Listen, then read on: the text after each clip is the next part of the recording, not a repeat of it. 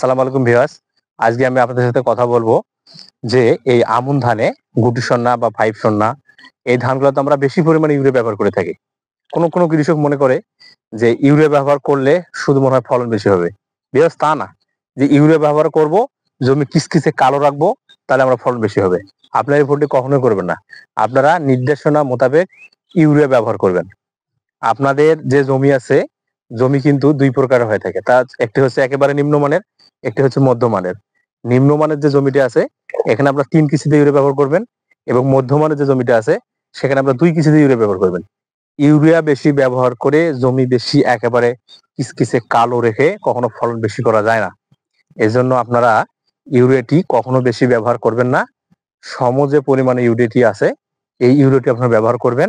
এবং দেখা যাচ্ছে আপনাদের জমি একটু লাল হলুদ হয়ে গেছে, একটু বেশি করে ইউরিয়া ব্যবহার করি, অনেকগুলো ইউরিয়া দিয়ে দিলাম। দেখা যাচ্ছে 33 শতাংশ 30 কেজি ইউরিয়া দিলাম, শতক 1 কেজি ইউরিয়া।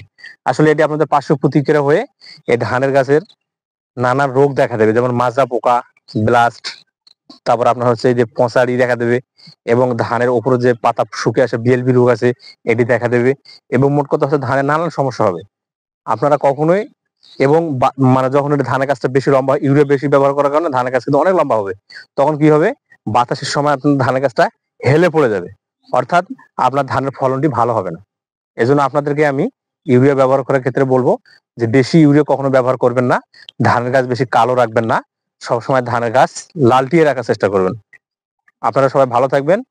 ইউরিয়া, নাইট্রোজেনটি কম করে ব্যবহার করবেন, সম পরিমাণে ব্যবহার করবেন, এবং ইউরিয়ার সাথে অন্যান্য আনুষঙ্গিক যে ভিটামিনগুলো ব্যবহার করা দরকার সেগুলো ব্যবহার করবেন।